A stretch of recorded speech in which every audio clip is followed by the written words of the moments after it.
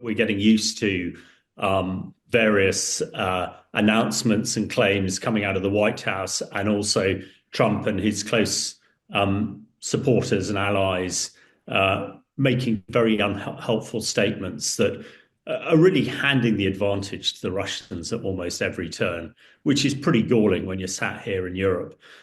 His announcement that he's pausing military aid, physically in the short term won't make much difference. However, psychologically, it's a huge blow. And again, Putin and his like sat in the Kremlin must be absolutely delighted, because in warfare, psychology is sort of 10 to 1 the physical. And I don't suppose Trump, well, we know Trump's a draft dodger. Hesketh, served a little bit in the military. But it is so important to have the psychological edge in any sort of fight. And at the moment, Trump is just handing that to the Russians. Now, in the longer term, of course, with the US supply so much military aid, it will potentially have an impact. They'll have enough stores and ammunition to keep fighting at the current level for several weeks, if not months. But it is what happens next. And Europe, I think, has woken up to the fact that we're on our own here. We're going to have to really make the big moves now in Ukraine. But when it comes to supplying ammunition, to fill that void that the Americans are creating will be a challenge. But, it's got to be done. But mainly it's a psychological impact.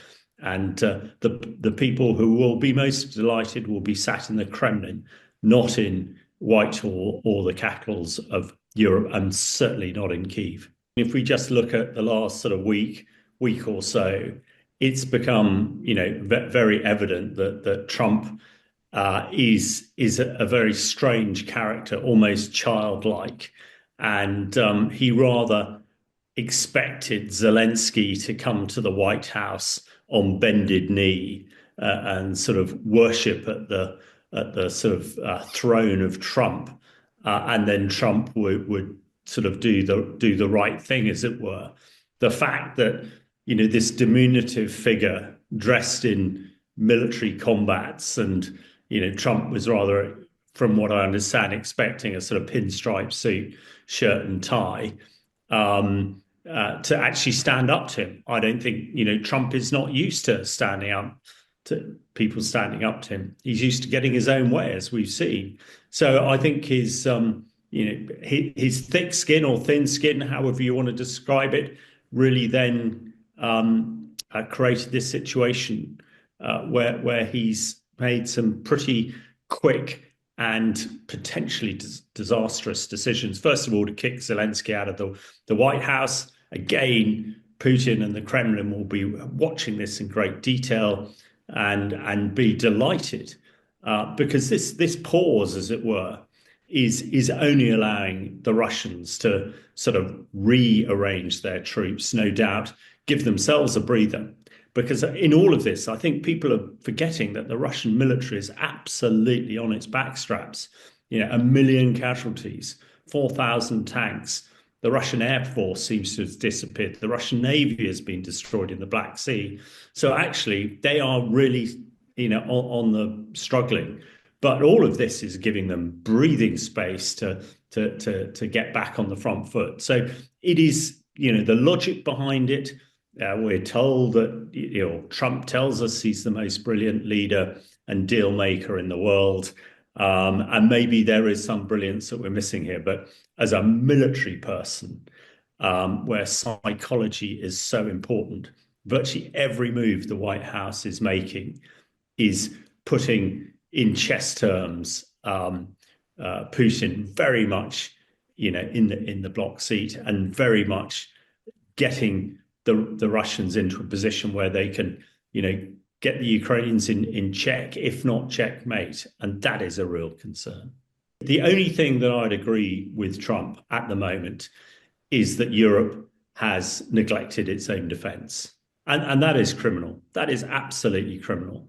The first duty of any government is the security and defense of that country. And we in Britain are as much to blame as anybody. But thank God, Starmer has at least realised that, and we are now looking to reinvest and rebuild our defence. So in that guise, Trump is right. Why on earth should the American people spend billions of their own dollars in defending Europe? We need to be able to do it ourselves. And I think Europe has woken up. We must now have a European coalition, a European NATO, if you like, to provide security in Europe. And that includes making sure that Russia doesn't prevail in Ukraine, because now that we're on our own, and I don't think that NATO itself is going to fall apart. I mean, we're only hearing over the last few days that the US is about to deploy tactical nuclear weapons to this country. So, that is, to me, not somebody who is about to throw NATO out of the window. I must say, it does give a bit of leverage to this country. I expect if we decided that we didn't want American nuclear missiles in our country, that would be something that Trump would have to take notice of. But that's a slightly side issue here. So we must step up. We must build this European coalition. And it's a European coalition, I expect, which is going to have to do the heavy lifting supporting Ukraine. And there are a number of options I think that we really must consider at this stage, including the sort of nuclear option of getting British and European boots on the ground and in the air to support Ukraine. He is obviously bruised and battered from his trip to the States, in a slightly better position after his trip to London and meeting with European leaders. But he has got to say and do the right things. He has apologized to the Americans. But again, when you're dealing with somebody like Trump and his ilk, you just wonder how they're going to react. But in the short term, I expect dealing with European leaders, looking at the best option is to have a ceasefire with some sort of European coalition ceasefire enforcement force in Ukraine, ideally supported by US air power. Everybody knows that is the sort of gold standard. So unfortunately, Zelensky is probably going to have to get slightly on bended knee, that hopefully Trump and Hesketh might actually listen to him there. Rubio seems to be talking slightly more positively than some of the others in the White House. So we shall have to see. But I think that the message that Europe probably must send to Putin and to Trump is, hey, look, we can do this ourselves.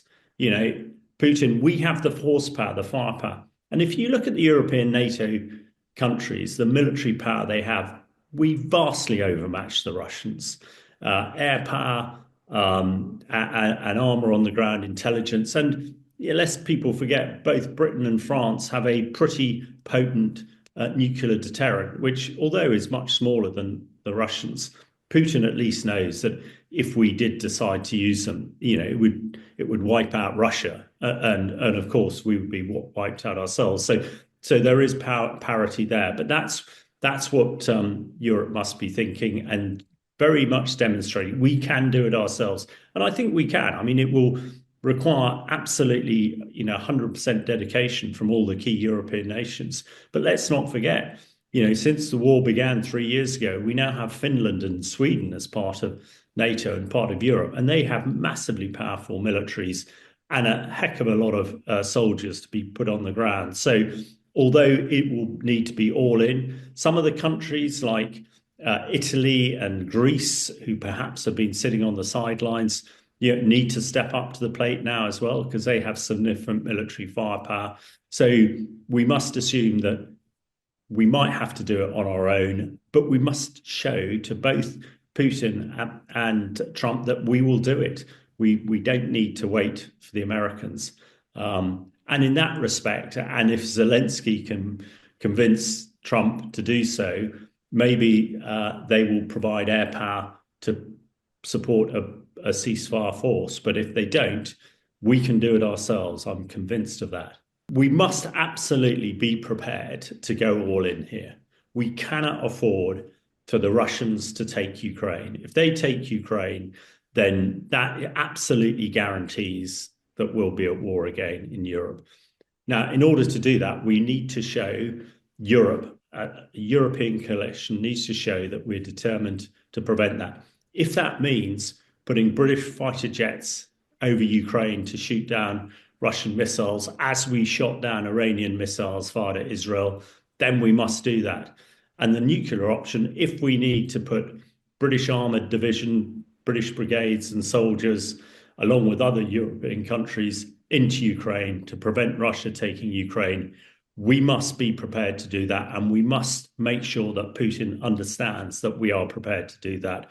And I think when we look at it practically, if we go all in, we can do it. And as I said at the beginning of this, the European NATO countries militarily on their own vastly overmatch the Russians. And we need to flex that muscle rather than sort of hold back, because in this type of conflict, you've got to go all in. You can't sort of drip feed stuff in there as we have done hitherto.